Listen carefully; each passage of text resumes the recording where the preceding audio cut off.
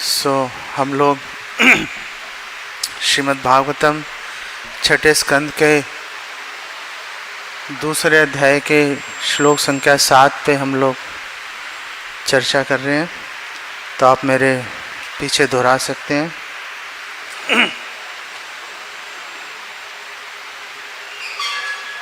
आ रहा है यहाँ पर? ओके। तो अभी तो 2-4 ही बोल पाएंगे, जीता में तो प्रभु जैसे आ गया। ओके। अयम ही कृत निर्वेशो जन्म कोटि अंहसामपि यद व्याजहार विवशो नाम स्वस्ति अयनम हरिः। अय अनुवाद और तात्पर्य श्रील प्रभुपाद के द्वारा। श्रील प्रभुपाद की अजामिल पूर्व में ही अपने समस्त पाप कर्मों के लिए प्रायश्चित कर चुका है। वास्तव में उसने न केवल एक जीवन में किए गए पापों का प्रायश्चित किया है, अपितु करोड़ों जीवनों में किए गए पापों के लिए भी किया है, क्योंकि उसने असहाय अवस्था में श्री नारायण के नाम का उच्चारण किया है। यद्यपि उसने शुद्ध रीति से यह उच्चारण नहीं किया, किंतु उसने अपराध रहित उच्चारण किया है, इसलिए अब वह पवित्र है और मोक्ष का पात्र है। तात्पर्य: यमदूतों ने अजामिल की केवल बाह्य स्थिति पर ही विचार किया था। चूंकि वह आजीवन अत्यधिक पापी था, अतः उन्होंने सोचा कि उसे यमराज के पास ले चलना चाहिए। वे यह नहीं जानते थे कि वह अपने समस्त पापों के फलों से मुक्त हो चुका था। इसलिए विष्णु दूतों ने आदेश दिया कि चूंकि उसने मृत्यु के समय श्री नारायण नाम के 4 अक्षरों का उच्चारण किया था, अतः वह सारे पाप फलों से मुक्त कर दिया गया था। इस संबंध में श्रील विश्वनाथ चक्रवर्ती ठाकुर ने स्मृति शास्त्र से निम्नलिखित श्लोक उद्धृत किए हैं। नामनो ही यावती शक्ति ही पाप निर्हरणे हरेः तावत कर्तुम न शक्नोति पातकम पातकी नरः। हरि का एक पवित्र नाम लेने मात्र से पापी मनुष्य जितने पाप कर सकता है, उससे अधिक पापों के फलों का निराकरण कर सकता है। बृहद विष्णु पुराण। अवशेनापि अन्नाम्नि कीर्तिते सर्वपातके पुमान विमुच्यते सद्यः सिंहत्रस्तैर्मृगैरिवा। यदि कोई असहाय अवस्था में या अनिच्छा से ही क्यों न हो भगवान नाम का उच्चारण करे, तो उसके पापमय जीवन के सारे फल उसी प्रकार मिट जाते हैं जिस प्रकार सिंह की धार से सारे छोटे छोटे पशु डर कर भाग जाते हैं। गरुड़ पुराण। सकृत उच्चारितम येन हरिर इति अक्षरम अक्षरद्वयम बद्ध परिकरस्तेन मोक्षाय गमनम प्रति। हरि के 2 अक्षरों ह तथा रि के एक बार उच्चारण करने से मनुष्य का मोक्ष का मार्ग सुनिश्चित हो जाता है। स्कंद पुराण। ये कुछ कारण है जिससे विष्णु दूतों ने यमदूतों को अजामिल को यमराज के न्यायालय में ले जाने से मना किया। आजानुलंबित भुजौ कनकावतारो संकीर्तनैक पितरौ कमलाय ताक्षो विश्वम्बरौ द्विजवरौ युग धर्म पालो वंदे जगत प्रिय करो करुणावतारो। वंदे श्री कृष्ण चैतन्य नित्यानंदो सहोदितो गौड़ोदय पुष्पंदो चित्रो छंदो तमोनुदो पंचतत्वात्मकं कृष्णं भक्त रूप स्वरूपकं भक्तावतारम भक्ताख्यम नमामि भक्त शक्तिकम। वैराग्य विद्या निज भक्ति योगा शिक्षार्थम एकः पुरुषः पुराणः श्री कृष्ण चैतन्य शरीरधारी कृपां बुद्धिर्यस्तमहं प्रपद्ये। अनर्पित चरिम चिरात कारुण्य अवतीर्ण कलो समर्पयितुम उन्नत उज्ज्वल रसाम सब भक्ति श्रियाम। हरि पूरट सुंदर द्युति कदम्ब संदीपिता सदा हृदय कंदरे स्फुरतु वह शची नंदना। श्री कृष्ण चैतन्य प्रभु नित्यानंद श्री अद्वैत गदाधर श्वासदि गौर भक्त वृंदा। हरे कृष्णा कृष्ण कृष्ण हरे हरे, हरे राम राम राम हरे हरे। सो ये जो श्लोक हरिनाम की महिमा के ऊपर चर्चा करने के लिए मैं सबसे अनुपयुक्त व्यक्ति हूँ। मैं इस बात को स्वीकार करता हूँ आप सबके सामने कि मेरी हरिनाम में कोई रुचि इतने सालों में जागृत नहीं हो पाई। और जब मैं श्लोक पर सोच रहा था कल, तो अचानक मुझे ये रियलाइज़ हुआ कि इतने सालों में मैंने भगवान से बहुत सारी चीज़ें मांगी, रोज़ मांगता हूँ, लेकिन पता नहीं कैसे हरि नाम में रुचि नहीं मांगी मैंने कभी। एक आध बार कभी बोल भी दिया होगा, लेकिन ऐसे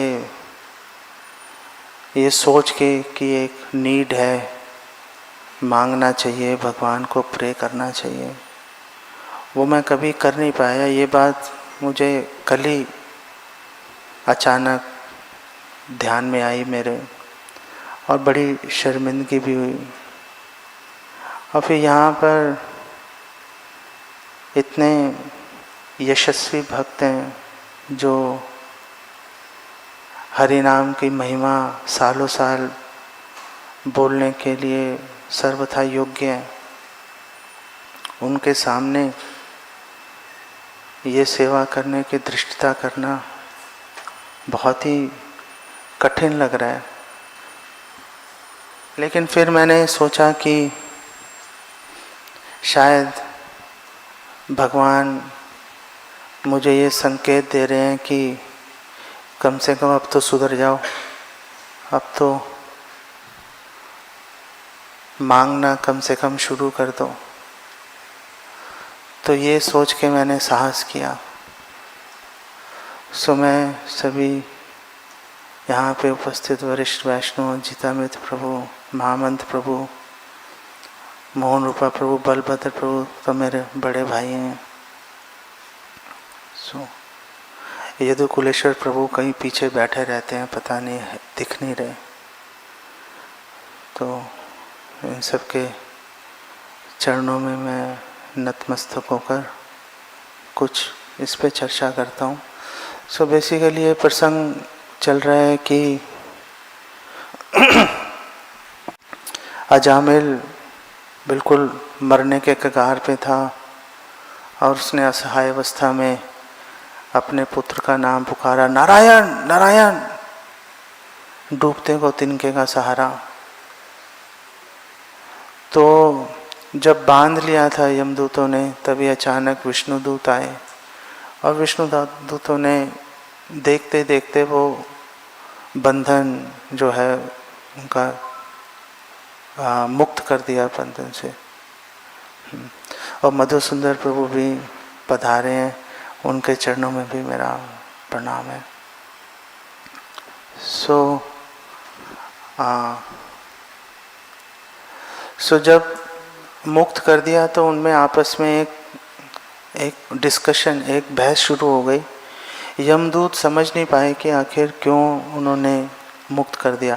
टाइम कम है तो मैं हालांकि बहुत कुछ सोच के आया था, संक्षेप में वर्णन करूंगा उसको, क्योंकि जीतामित्र प्रभु भी अवश्य कुछ आशीर्वचन बोलना चाहेंगे।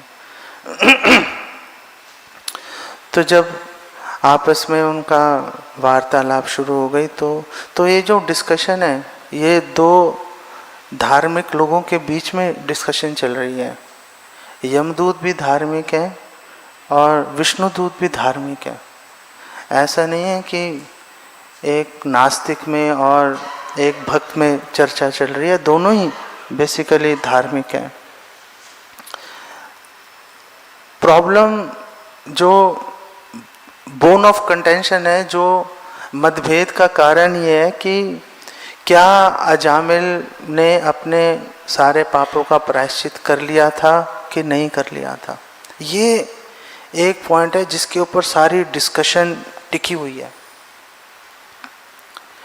यमदूत बेसिकली इस बात को मान नहीं पा रहे थे कि मतलब उसने बिना नारायण, भगवान नारायण के बारे में सोचे उसने अपने पुत्र का नाम, उसने पुत्र को पुकार लिया और मतलब प्रायश्चित सारे करने की जरूरत खत्म हो गई।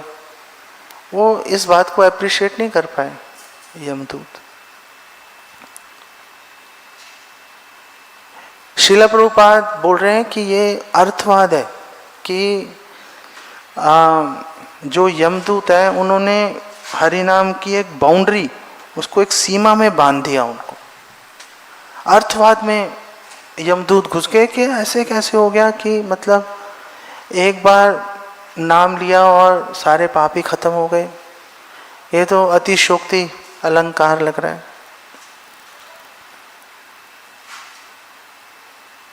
ये जो पॉइंट है, ये अर्थवाद को काटने के लिए अजामिल का प्रसंग सबसे उपयुक्त है, सबसे उपयुक्त प्रसंग है। ये सवाल हमारे आचार्य यहाँ पर उठाते हैं। जय श्री राधा पार्षार्थी ललिता शाखा की जय, श्री गौर निताय की जय, श्री श्री सीताराम लक्ष्मण की जय। तो हमारे आचार्य ये प्रश्न उठाते हैं कि आखिर अजामिल किस पॉइंट पर वो पापों से मुक्त हो गया था। ऐसे कौन सी घड़ी थी जब अजामिल के सारे पाप नष्ट हो गए थे।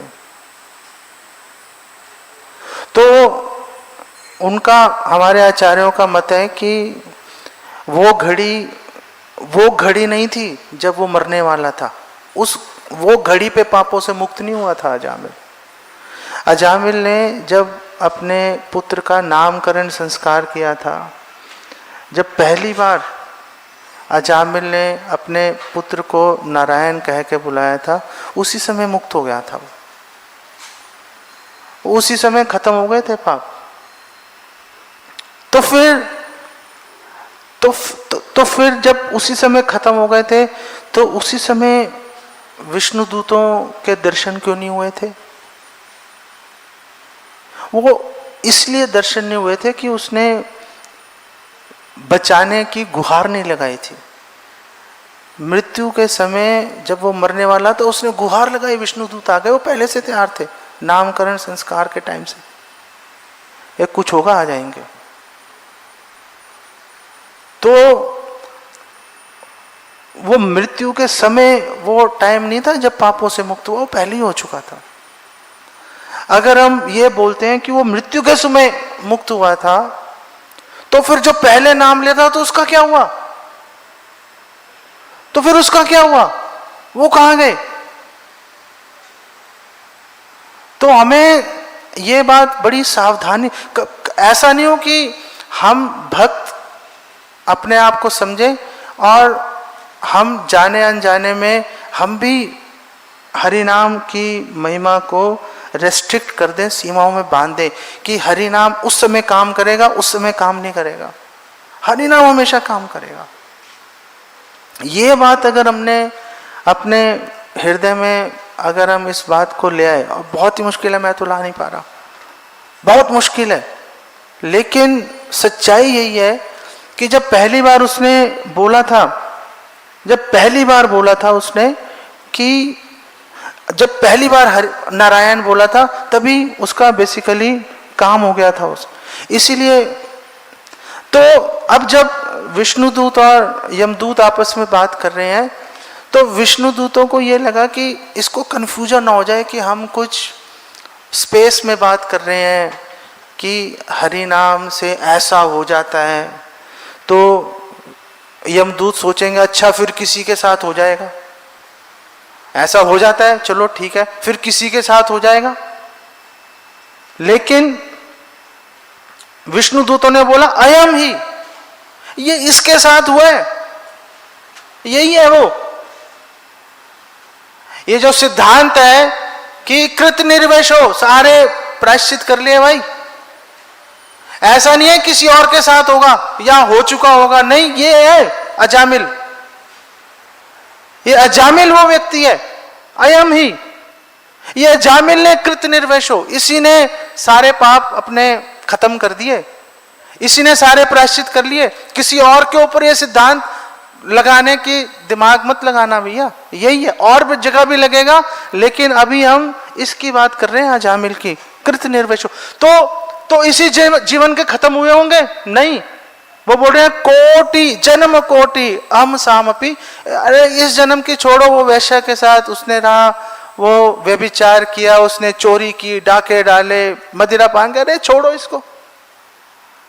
ओ करोड़ों जन्म के खत्म हो चुके भैया, कहां पे किस चक्कर में हो तुम? करोड़ों जन्म के खत्म हो गए। कोटि हम सामपि। इसीलिए आप यहां पे देखोगे, और यहां पर श्रील प्रभुपाद ने जो कोट किया, सकृत उच्चारितम, ये सकृत मतलब एक बारी। अरे कोई एक बारी उच्चारण करेगा सारे पाप खत्म हो जाएंगे। और ये तो बार बार बुला रहा था, नारायण इधर आ, नारायण खाना खा ले, नारायण बात सुन, नारायण ये कर ले, नारायण वो कर ले। वो तो लगातार लगा हुआ था, उसका प्रेम था अपने बच्चे से। अगर सक्रदेव, अगर एक बार उच्चारण करने से सारे पाप खत्म हो जाएंगे, तो अजामिल के ऊपर, अजामिल को मतलब तुमने ऐसा सोच कैसे लिया कि इसको प्रायश्चित की अभी भी जरूरत है? क्या धर्मराज की सभा में अधर्म होना शुरू हो गया क्या? क्या मतलब अब धर्मराज के ऊपर भी हम भरोसा नहीं कर सकते?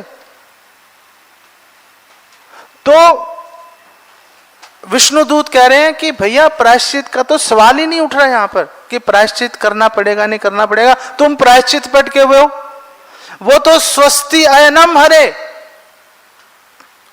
वो तो मोक्ष के मार्ग पे चल पड़े भैया। तुम अभी पाप खत्म करने पे अटके हुए हो, वो उसका रास्ता कहीं और चलना शुरू हो गया, तुम अभी यहां पर अटके हुए हो। तुम आखिर मतलब तुम्हें इतनी सी बात आखिर कैसे मतलब समझ में नहीं आ रही? कैसे मतलब तुम ये इतनी क्लियर बात को समझ नहीं पाए? सारे वेद पुराण इस बात को बोल रहे हैं, तुमने भी पढ़े हैं, हमने भी पढ़े हैं। ये स्कंद पुराण तो तुमने भी पढ़ा होगा, ये बृहद विष्णु पुराण तुमने भी पढ़ा होगा, तो तुमने इस बात पे गौर क्यों नहीं किया भाई? विष्णु दूतों का ये मंतव्य है कहने के लिए, यमदूतों को वो ये बात बता रहे हैं। इनफैक्ट विष्णु दूत ये तक बोल रहे हैं यमदूतों को, तुम सोच रहे हो कि ये दंड के योग्य है, अरे ये पूजा के योग्य बन गया।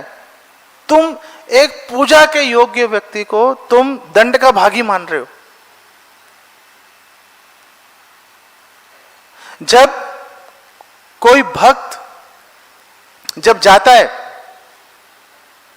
भगवान के धाम, तो रास्ते में यमपुरी भी आती है, तो यमराज जी खुद सौम्य रूप में बाहर आके खड़े होते हैं, प्रणाम करते हैं उनके चरणों में और बोलते हैं आप जा ही रहे हो भगवान के पास, मैं तो जा नहीं पा रहा, आप जा रहे हो, आप मेरा भी जो है प्रणाम भगवान तक पहुंचा दीजिएगा। तो यमराज जी के लिए पूजनीय है वो व्यक्ति जो कि अब मुक्ति पद मतलब कृष्ण, जो भगवान कृष्ण के पास जाने के लिए जो अधिकारी है, वो व्यक्ति जो है वो पूजनीय है, और तुम कह रहे हो दंडनीय है। तुम होश में हो कि नहीं हो? विष्णुदूत इतनी स्ट्रिक्ट टर्म्स में बात कर रहे हैं, वो बोल रहे हैं कि स्वस्ति अयनम, अरे भैया वो वैकुंठ जाने के रास्ते पे है, तुम यमपुरी में अटके हुए हो, तुम बोल रहे हो कि हम लेके जाएंगे, यमराज जी उसको डंडे से मारेंगे, दंड देंगे। अरे कहां पर हो भाई? कुछ होश भी है कि नहीं है तुम्हें?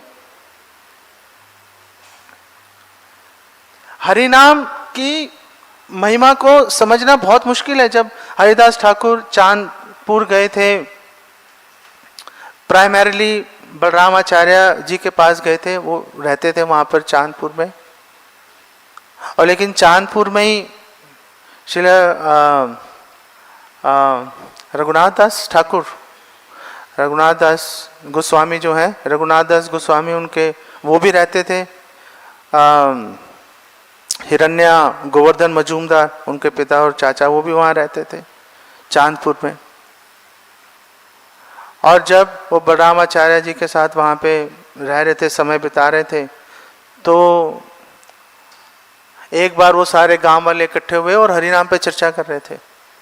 तो किसी ने बोला कि हरिनाम लेने से सारे पाप खत्म हो जाते हैं, और किसी ने बोला कि हरिनाम से मोक्ष मिल जाता है। तो इसी पे चर्चा कर रहे थे।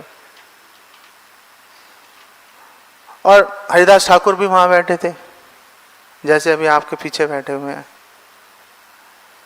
तो फिर हरिदास ठाकुर से पूछ लिया कि आपका क्या विचार है। और हरिदास ठाकुर ने कहा, अरे आप क्या इतने समझदार लोग हो, ये क्या बातें कर रहे हो आप लोग आपस में कि हरि नाम से पाप कट जाएंगे, हरि नाम से मोक्ष मिलेगा। ये तो गौण फल है, ये तो गौण फल है, ये कोई मुख्य फल थोड़े ना है कि हरि नाम करेंगे पाप कट जाएंगे या मोक्ष मिलेगा। ये तो गौण है। मुख्य फल तो ये जो गौण फल है, ये तो शुद्ध हरि नाम की जरूरत ही नहीं है इसके लिए। ये तो नामाभास से मिल जाता है। जैसे जब सूर्योदय हो रहा है, अभी सूर्य दिखेगा भी नहीं, तब भी अंधकार नष्ट हो जाता है, सब चीजें ठीक से दिखाई देनी शुरू हो जाती हैं, चोर डाकू भाग जाते हैं क्योंकि रोशनी हो गई, उनको अंधेरा चाहिए। तो ये आप लोग इतने समझदार हो, आपने आखिर मतलब ऐसी बात कैसे कर दी। वो तो नामाभास से हो रहा है, शुद्ध नाम की तो बात ही छोड़ दो।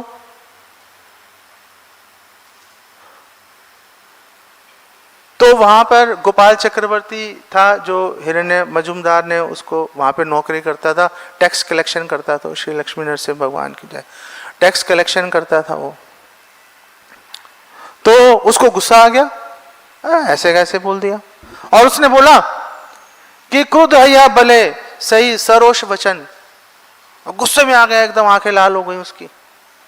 और गुस्से में उसने बोला कि भावु के सिद्धांत सुन पंडितेरगण। और आप सारे इतने पंडित, इतने समझदार लोग बैठे हो, ये हरिदास ठाकुर ये भावुक आदमी है, इसकी बात सुननी शुरू कर दी आपने। चैतन्य महाप्रभु को भी प्रकाशानंद सरस्वती ने ये बोला था, आप भावुक की तरह काम कर रहे हो। आप चैतन्य महाप्रभु से मिलने से पहले ही वो चैतन्य महाप्रभु की निंदा कर रहे थे प्रकाशानंद सरस्वती। और जब मिले चैतन्य महाप्रभु से, वो भला उस ब्राह्मण का जिन्होंने वो मीटिंग करवाई, और जब मिले तो पहला सवाल ही ये बोला कि आप आखिर ये भावुकों की तरह क्यों कर रहे हो सब लोगों के साथ में। आप मतलब वेदांत पढ़ो भाई, ये कहां इस चक्कर में लग गए आप। और यही बात गोपाल चक्रवर्ती ने बोली, यही बात गोपाल चक्रवर्ती ने बोली, कोटि जन्मे ब्रह्म ज्ञाने यही मुक्त नहीं, यही कहे नामाभासे सही मुक्ति है। अरे करोड़ों जन्म तक अगर ब्रह्म ज्ञान लेने की कोशिश करोगे तो तब भी मुक्ति नहीं मिल रही, और ये भावुक व्यक्ति कह रहा है कि नामाभास से मिल जाएगी मुक्ति। ये कोई भला बात हुई, ये कोई बात हुई। हम गोपाल चक्रवर्ती की पहली बात से सहमत हैं कि करोड़ों जन्म ब्रह्म ज्ञान लेते रहो भैया, नहीं मिलेगी मुक्ति आपको। यहां तक हम सहमत हैं, हमें कोई परेशानी नहीं है यहां से। भगवान कृष्ण भी तो कह रहे हैं, क्लेशा अधिक तरस तेषाम अव्यक्त आसक्त चेतसाम अव्यक्त ही गतिर दुखम देहवद्भिर अवाप्यते। कि जो व्यक्ति अव्यक्त से आसक्त है वो भैया दुखी आत्मा रहेगा, पूरा जीवन दुख में रहेगा, करोड़ों जन्म लगे रहेगा ब्रह्म ज्ञान लेने के लिए, उसको कभी भी मुक्ति नहीं मिलेगी, उसको कभी मुक्ति नहीं मिलेगी उसको। और ऐसे लोग खुद तो मुक्त होते नहीं, भक्तों को देख के और जलते रहते हैं, ये कैसे कर रहे हैं। वो याद है एक बार मैं हम लोग 7-8 लोग थे, भिंड गए थे मध्य प्रदेश में। वहाँ पर हम लोग प्रीचिंग कर रहे थे, तो हमारे पास एक पता नहीं कहाँ से बड़ी सी गाड़ी भी आ गई, हमारे भगवान की दया से इनोवा टाइप गाड़ी थी। और क्योंकि एक दिन में 5-6 जगह प्रोग्राम थे, तो हम वापस अपने बेस पे जाके प्रसाद नहीं ले सकते थे, तो हमने कहा प्रसाद साथ में लेके चलेंगे, जहाँ मौका मिलेगा पा लेंगे। तो एक जगह हमने, हरियाली सी भी थी, हम एक जगह रुक गए छाया में, और हमने प्रसाद निकाला। 15-20 तरह के पकवान थे। हमने वो गाड़ी के बोनट पे उसको सारे पकवान सजा दिए, और सुख से खा रहे हैं सारे हम भक्त। तो वहाँ पे 10-12 लोग थे वहाँ के लोकल। वो कह रहे हैं, अरे भैया तुम क्या काम करते हो, इतनी बड़ी गाड़ी रखी हुई है भैया, फीस्ट खा रहे हो। हमने कहा भैया हम तो कुछ नहीं करते। हम तो चैंटिंग करते हैं और लोगों को भगवान के बारे में बताते हैं। और उसने कहा ये क्या हो रहा है, हमारी कमर टूट गई। भगवान, हमारी कमर टूट गई, काम करते करते सूखी रोटी मिल जाती है बड़ी मुश्किल से। तो हमने उनको बोला क्यों सूखी रोटी खा रहे हो, आओ फीस्ट खा लो, और रोज खाओ फीस्ट। जब तक हकीम के पास नहीं जाना पड़ेगा, पेट खराब हो जाएगा तुम्हारा, रोज फीस्ट खिलाएंगे तुम्हें, कोई घबराने की बात नहीं है, आ जाओ। क्या बिना काम किए खा रहे हो रोज, क्या ऐसा? हाँ भाई बिना काम किए खा रहे हैं, आ जाओ तुम भी आ जाओ, बहुत मजा आएगा। और नहीं नहीं जिम्मेदारियां बहुत है।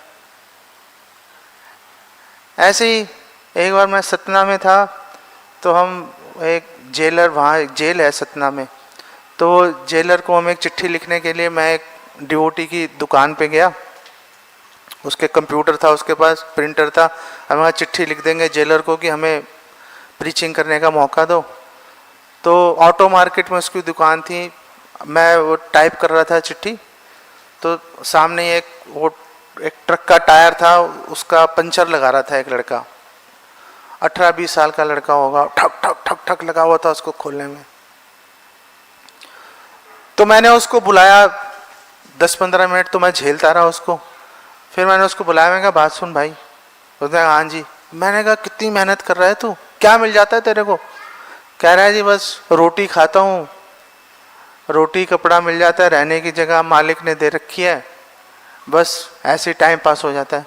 और मैंने कहा छोड़ इसको, चल तू हमारे साथ चल, तेरे को बढ़िया से बढ़िया खाना खिलाएंगे, महल देंगे रहने के लिए।